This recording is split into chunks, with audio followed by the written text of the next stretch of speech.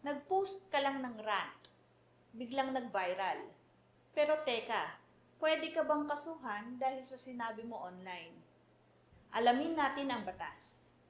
Sa panahon ng screenshots, fake news at online callouts, hindi porket viral ay ligtas ka na. May mga batas sa Pilipinas na pwedeng ikaso sa'yo kahit sa simpleng post, comment o video. Ano nga ba ang cyber libel?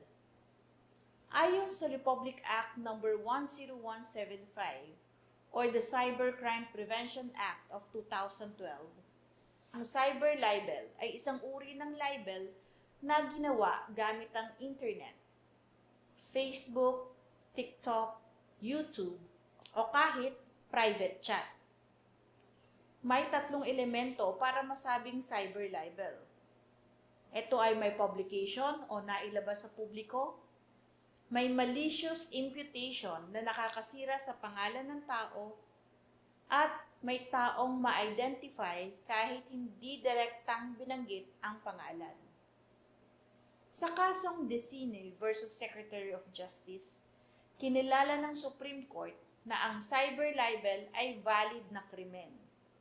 Pero binigyang diin din na dapat protektado pa rin ang karapatan sa malayang pagpapahayag.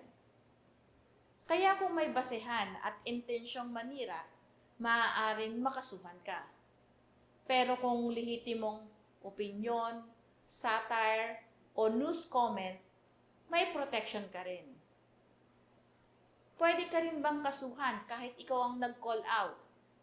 Opo, kung sa post mo ay may paninirang puri, fake information, o kahit screenshots na wala sa konteksto, pwede ka pa rin idemanda, lalo na kung private individual ang siniraan mo. Tandaan po natin na kahit na i-delete na ang post, kung may nakapag-screenshot, ebidensya pa rin ito. May mga kaso na ang simpleng comment lang nagbunga ng cyber libel complaint. Tandaan, freedom of speech is not freedom to defame. Ang social media ay public space. Kung hindi mo masasabi yan in person, baka hindi rin dapat sabihin online. Para iwas demanda, isipin mo muna bago i-post. At kung ikaw ay biktima ng cyber libel, may legal remedies ka rin. Mag-subscribe for more legal tips sa online world. Mag-comment below kung may gusto kang ipaliwanag namin sa susunod na video. Patuloy po kayong manood, magtanong at matuto ng tungkol sa batas.